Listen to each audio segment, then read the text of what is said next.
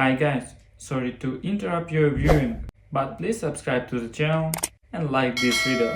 Thank you. It started the way these stories always start, not with a bang, but with a quiet ache, one that builds slowly, year after year, until it becomes so familiar you don't even realize it's pain anymore.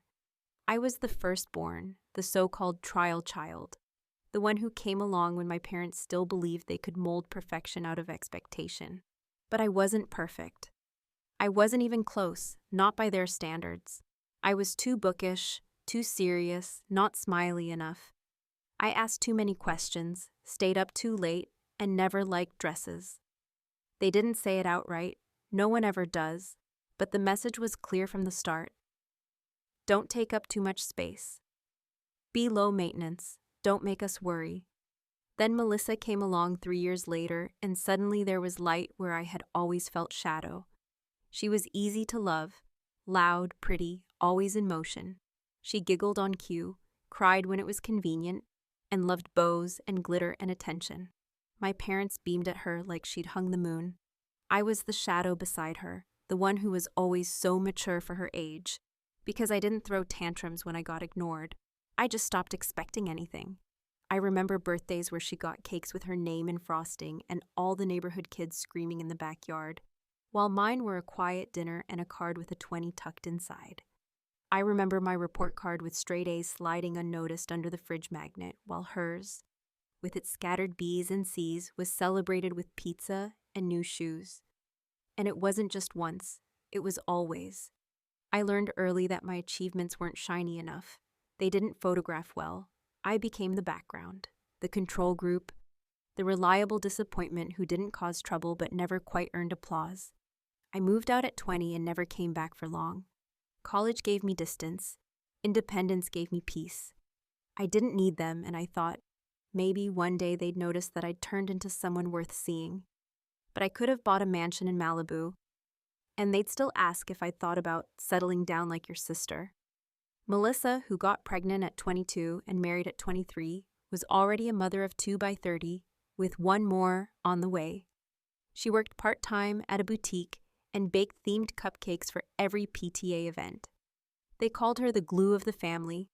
I was the guest star who only came home on holidays and left early without taking leftovers.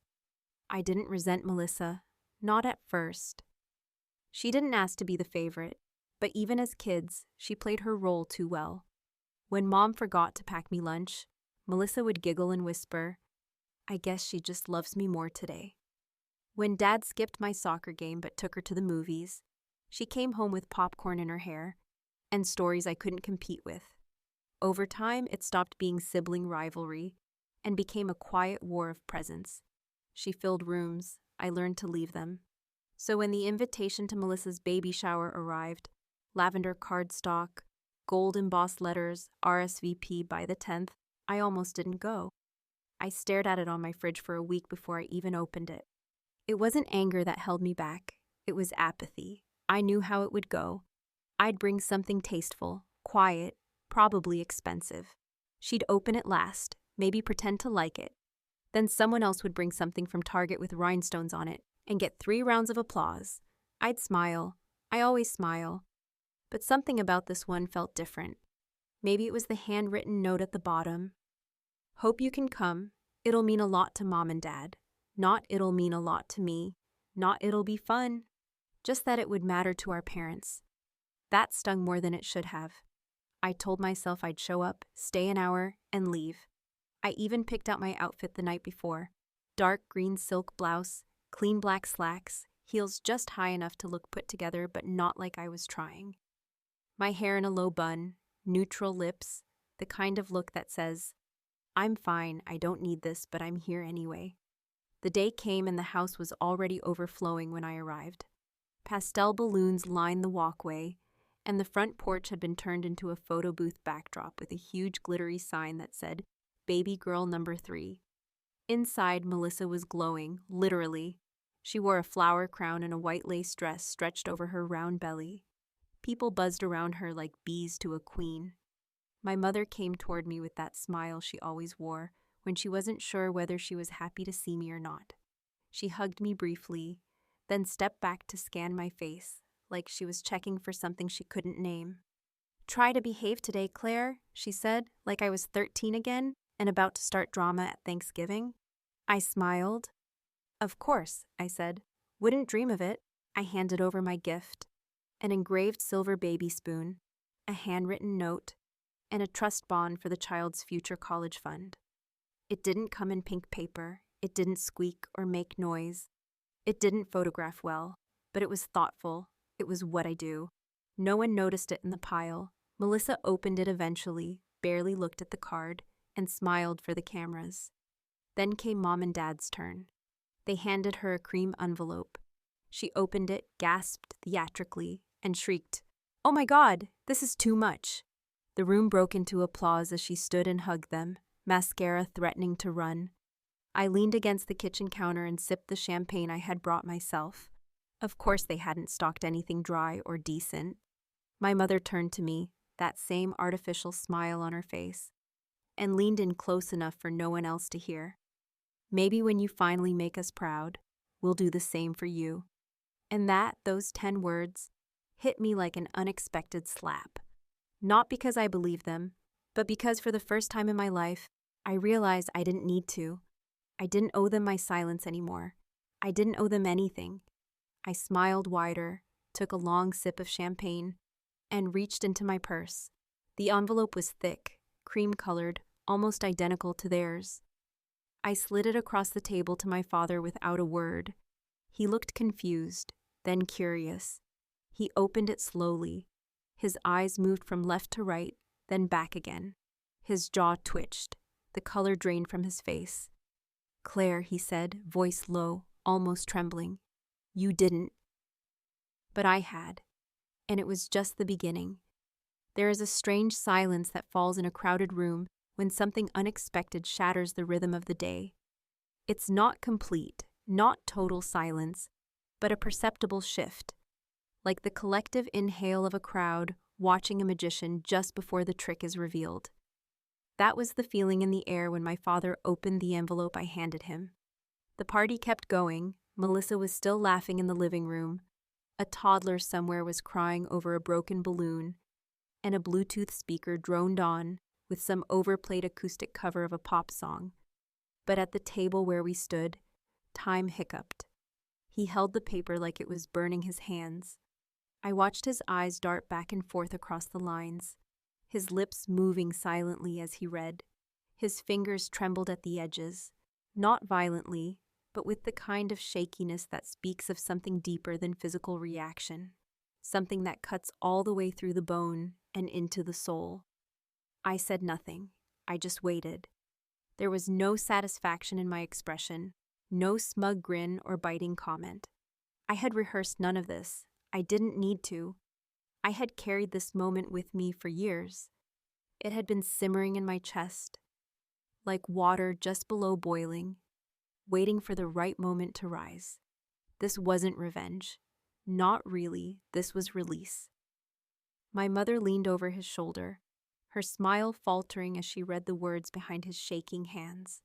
Her perfectly maintained lipstick, a soft mauve she wore to every family event, seemed too bright now against the sudden paleness of her face.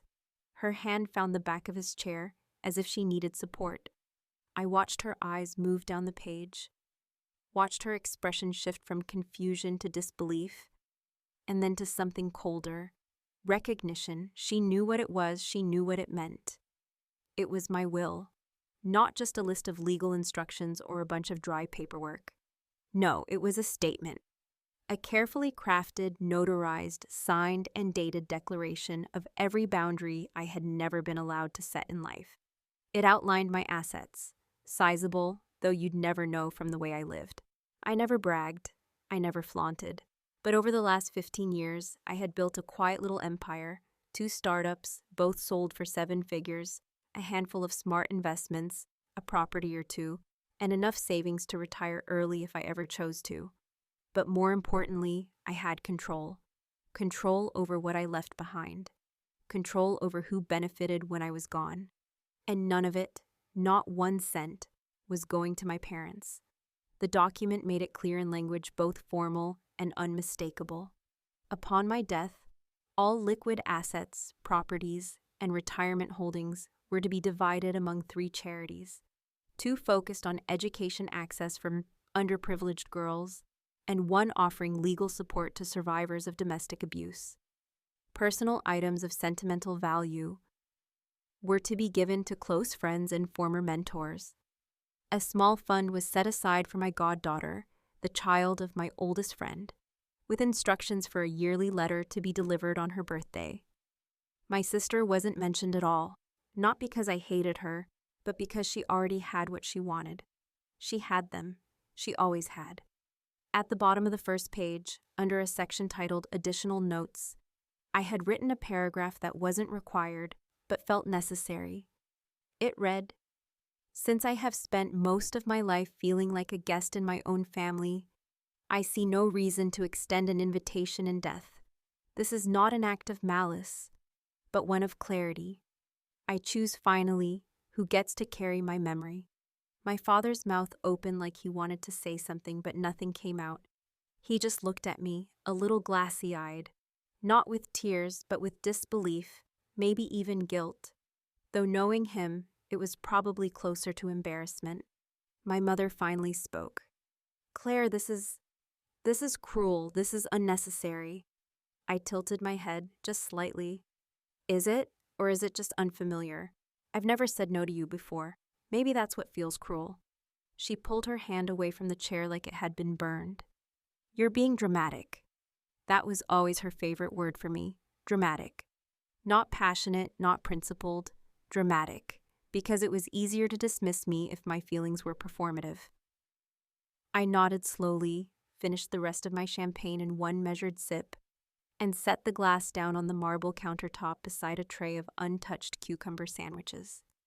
Melissa appeared in the doorway just then, face flushed with the glow of too much sugar and praise. She was holding a new set of baby booties and laughing at something someone had said in the other room. When she saw our faces, mine calm, theirs pale, her smile flickered. She walked over, holding the tiny shoes like a peace offering. "What's going on in here?" she asked lightly, then looked down at the open envelope. "What's that?" My father tried to fold the paper again, but his fingers fumbled. "It's nothing," my mother said too quickly. "Just something business-related." Melissa looked at me, confused but not concerned. That was the difference between us. She had never once believed she had anything to fear from me. Why would she? She had never had to. "Are you okay, Claire?" she asked. I smiled, and for once it didn't feel forced. "I'm great, really. I'm exactly where I need to be." She furrowed her brow but said nothing more.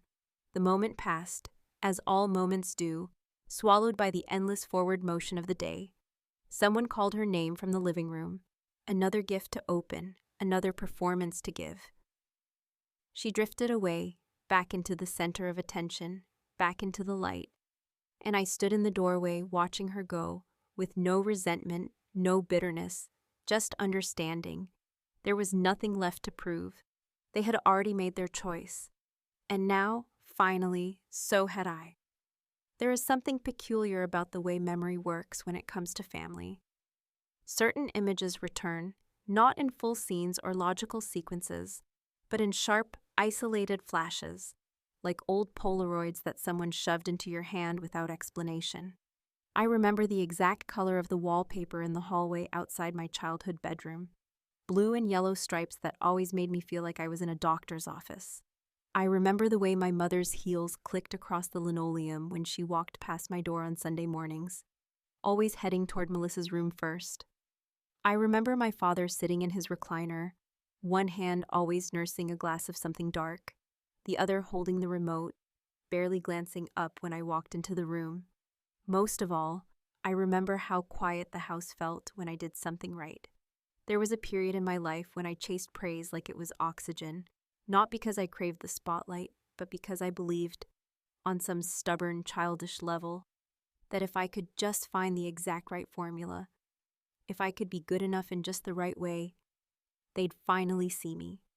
I joined clubs I didn't care about, volunteered for causes I didn't understand, practiced piano for hours every night until my knuckles ached. I brought home perfect report cards, performed in school plays, even won a regional spelling bee once. Not that anyone remembers. My mother said, "That's nice, honey," and changed the subject. My father looked up long enough to say, "Make sure you're not getting cocky." Meanwhile, Melissa got a standing ovation for tying her shoes in under a minute. I used to think that favoritism was some big dramatic thing, obvious and brutal, like Cinderella sweeping ashes while her sisters danced at the ball.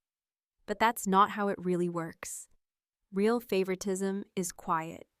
It's death by 1,000 small kindnesses, given to one child and withheld from another.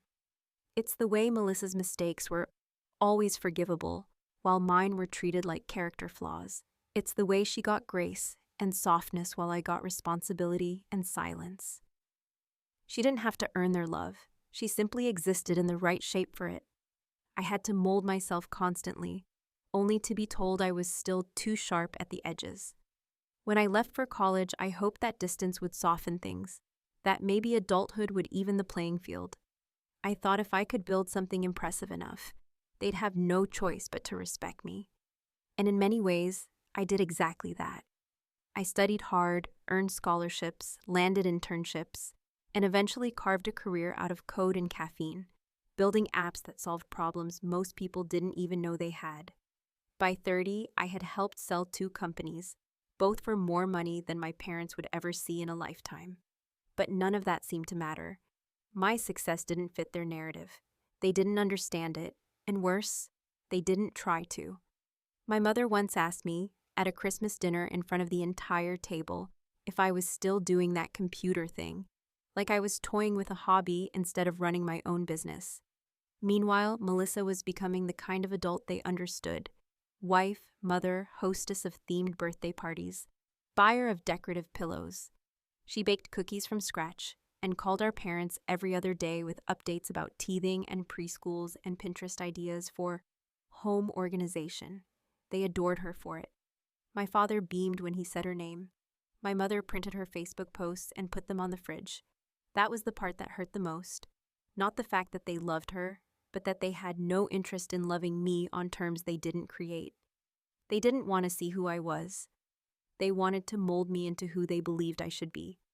And when I refused, when I started setting boundaries and keeping my distance, they labeled it coldness, ungratefulness, emotional immaturity. At some point, I stopped reaching for their validation. I stopped updating them on promotions, stopped inviting them to conferences where I was the keynote speaker. I stopped trying to impress people who had already decided that I was disappointing by default. But even then, even with all that growth, something inside me never fully settled. Because it's one thing to say you don't need someone's approval, it's another thing entirely to stop aching for it. That ache is persistent, it's slippery. It creeps back in through the cracks when you least expect it. I had a therapist once who told me that children raised in emotionally withholding households often grow up seeing themselves like ghosts in a house of mirrors. You think you're seeing your reflection, but really you're seeing everyone else's version of you, twisted, stretched, blurred until you start believing that's the only shape you can take. She told me that until I stopped trying to fit into their idea of who I should be, I'd never feel real. And God, she was right. I spent years performing for people who wouldn't even clap. I gave them everything I had to offer. My obedience, my silence, my success. And in return, they gave me polite indifference and constant reminders that I had failed to be enough. That was the context behind the envelope I handed my father. That was the emotional scaffolding beneath every line of that will. It wasn't an act of vengeance. It was an assertion of truth. A declaration that I would no longer write them into my story, just because they shared my blood. I was done pretending the absence of cruelty was the same as love. I was done being the ghost child, haunting the corners of family photos. As I stood there in their kitchen, watching the fallout unfold in slow motion, I felt something shift inside me. Not relief exactly, not pride. Something simpler, space. A kind of internal exhale. I had done the thing I never thought I would do. I had let go of the idea that someday, if I just performed the right version of myself, they would finally say the words I had waited my whole life to hear. My father looked up from the paper, still stunned, still searching for something to anchor himself to. I could see it in his eyes. He wanted to ask if I was serious, if it was too late to fix it. But the truth hung in the air between us like a curtain pulled back. There was nothing left to fix. The damage wasn't recent. It had been slow, patient, consistent, and now it was permanent. "Is this really necessary?" he asked finally, voice rough, brittle with disbelief. I didn't answer right away. I just studied his face, the man who raised me without ever really seeing me, and wondered, not for the first time, what it must feel like to be loved so automatically that you never have to ask why. "Necessary?" I said at last. "Maybe not, but honest? Absolutely." He didn't respond. He just looked down again, folding the document like it might behave differently the second time. My mother said nothing, her face unreadable. The silence between us deepened, but for once I didn't try to fill it. I let it hang there, heavy and unspoken, like every missed birthday call, an overlooked report card, an unacknowledged milestone. I wasn't angry anymore. I wasn't even hurt. I was simply done. And that, more than anything, was what made them finally look at me like they didn't recognize who I had become. The strange thing about putting your intentions into writing, especially something as final and formal as a legal document, is how it forces you to face yourself with brutal, unrelenting honesty. There's no posturing in a will, no room for sugarcoating or emotional nuance. It becomes a blueprint for your absence, the final draft of your life, as seen through transactions, instructions, and allocations. When I sat down to write mine, months before Melissa's baby shower, I didn't do it out of spite or a desire to make a statement, at least not consciously. It began as a practical task. I had built a life worth protecting, assets worth directing, and I didn't want them to end up in the hands of people who never made space for the person I had become. But as I wrote each section, line by line, what started as a functional exercise turned into something else entirely. It became a quiet rebellion, a manifesto in legalese, a love letter to everyone who had supported me in ways my family never had, and, by contrast, a pointed silence aimed at those who hadn't. What my father read that day wasn't a surprise to me. It was a copy, not the original, and I knew every word like the back of my hand. It began with the usual declarations, dry and expected. I, Claire Elizabeth Johnson, being of sound mind and body, do hereby declare this to be my last will and testament. But it didn't take long for the tone to shift. The first item addressed my savings and investments. Not a fortune in the Hollywood sense, but enough to turn heads in any family not accustomed to wealth.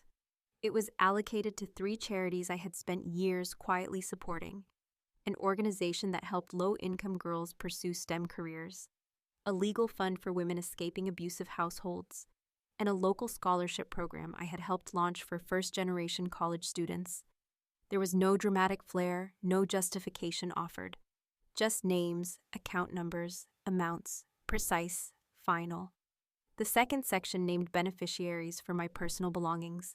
My closest friend, Nadia, who once helped me move apartments in the rain without ever asking for anything in return, was to receive a necklace I had worn every day during my first company launch, as well as the rights to my digital archives, journals, unpublished code, and personal notes. My goddaughter, Eva, would receive a small annual stipend until she turned 25, along with a series of letters I had begun writing the year she was born, each one dated on her birthday, detailing the things I had learned that year, about life, about people, about what it meant to live on your own terms.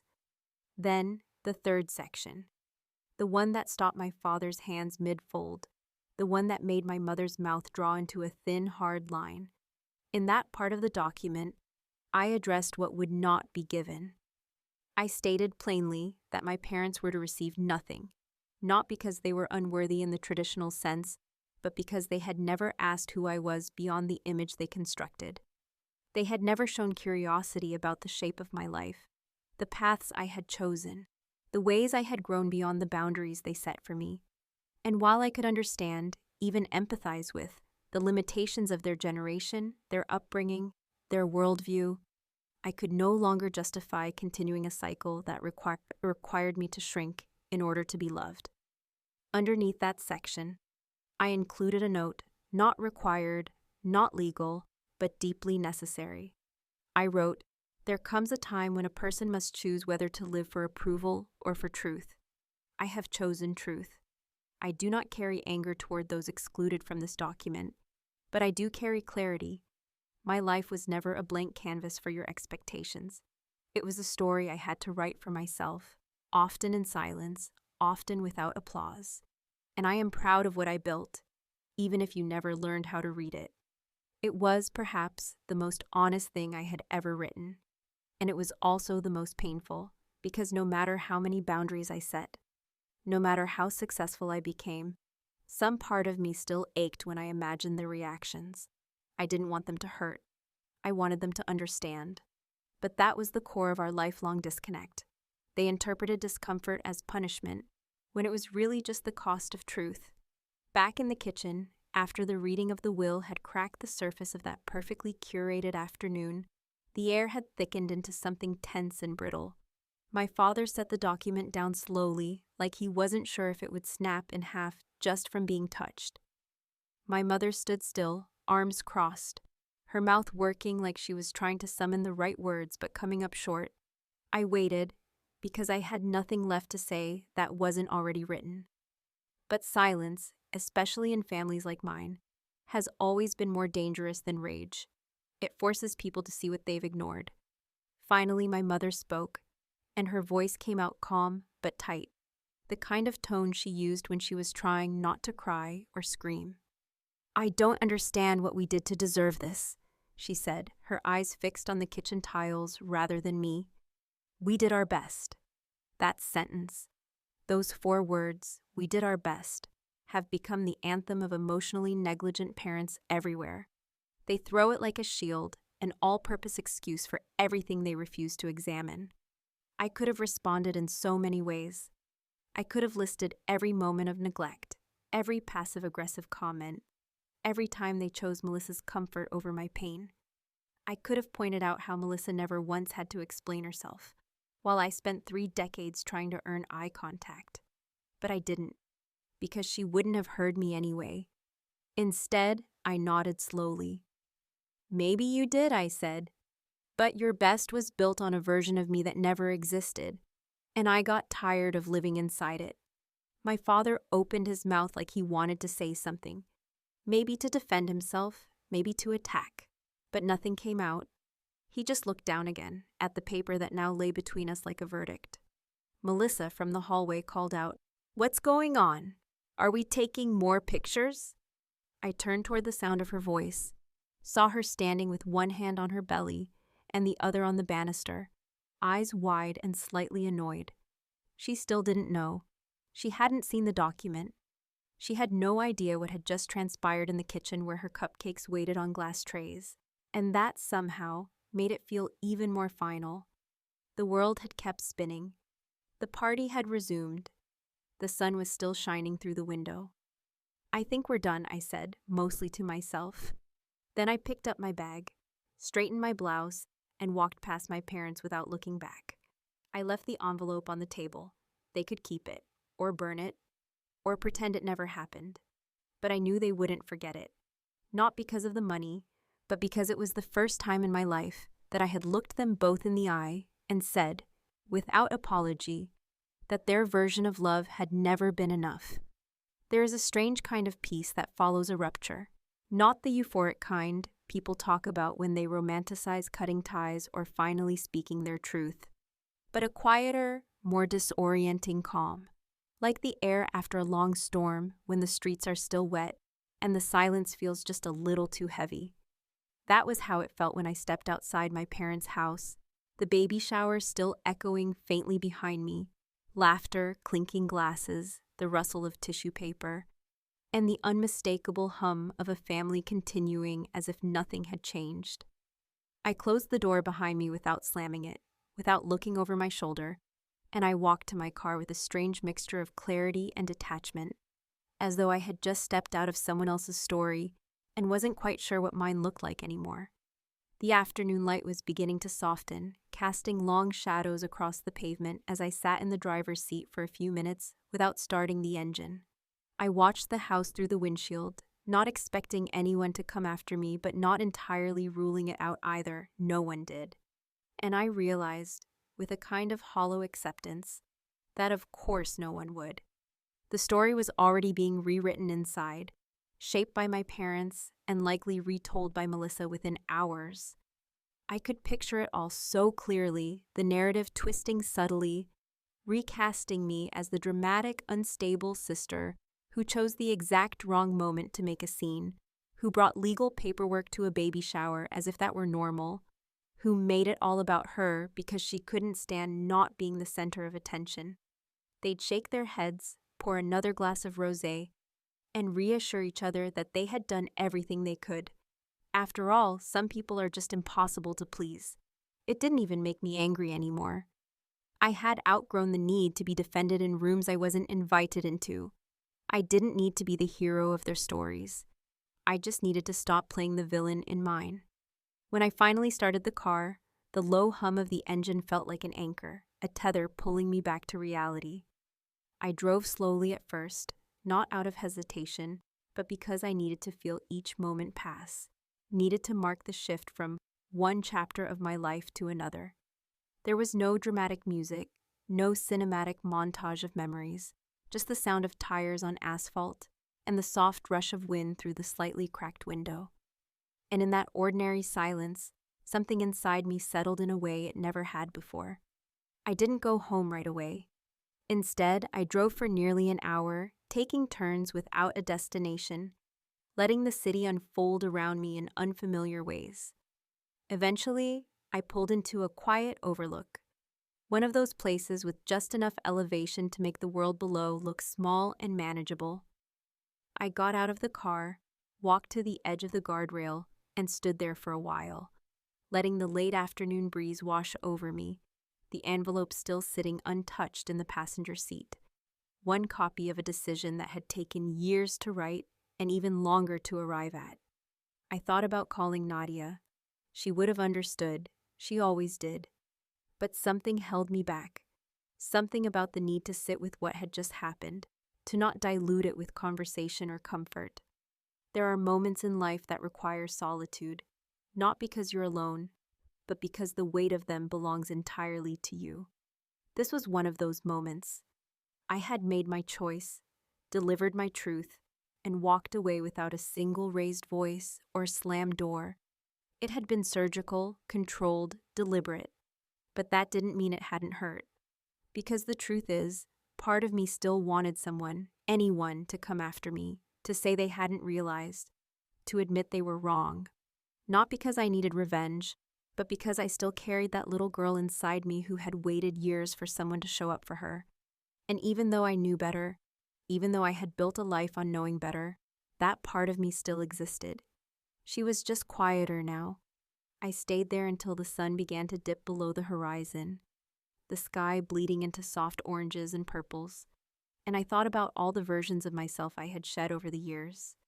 The obedient daughter, the overlooked sister, the woman who mistook being needed for being loved. They were all gone now, ghosts that had haunted me into adulthood, finally exorcised by the most unlikely of tools, a notarized document and a moment of silence at a party that wasn't mine. Eventually, I returned to my car, glanced again at the envelope on the seat beside me, and wondered whether I would actually file the official version or not. The one I had handed them was a copy, yes, but it was valid. The original, however, was still in my desk drawer, unsigned and unfiled, a placeholder for a future I hadn't fully committed to. I had written it in anger, revised it in sorrow, and delivered it in clarity. But what came next, what truly came next, was still undecided, because there was a difference between walking away and closing the door, and I hadn't yet decided whether mine should be left ajar or bolted shut. I thought about Melissa too, about how little she had understood what just happened. She had lived her entire life without ever questioning the shape of our family, without ever wondering whether someone else might have needed more than what was given. It wasn't her fault entirely. She had simply inherited the role she was cast into and played it well. I didn't hate her. I didn't envy her. But I had no interest in continuing to orbit around her son. As the last light faded and the first stars began to prick the sky, I made a silent promise to myself not to live in reaction to others, not to define my worth by their ability to recognize it, and certainly not to let their story be the only one that survived. I would write my own version, not in legal language or carefully worded clauses, but in the way I chose to live, in the people I kept close, and in the places I gave my time and love. I drove home with the windows down, the envelope still unopened beside me, and the night stretching ahead like a blank page. There was no epiphany waiting at the end, no neat moral to wrap around the pain like a ribbon, just a quiet knowing, just the weight of a truth finally spoken, and the long, slow exhale of someone who had spent too long holding her breath. And maybe, just maybe, that was enough. Or maybe it wasn't. Maybe the silence would stretch, and the ache would return, and I would question all of it again in a week, or a year, or a decade. But for now, in that moment, with the cool air in my lungs and the hum of the road beneath me, it felt like a beginning. Not of reconciliation, not of forgiveness, just of freedom. And that was more than I had ever expected.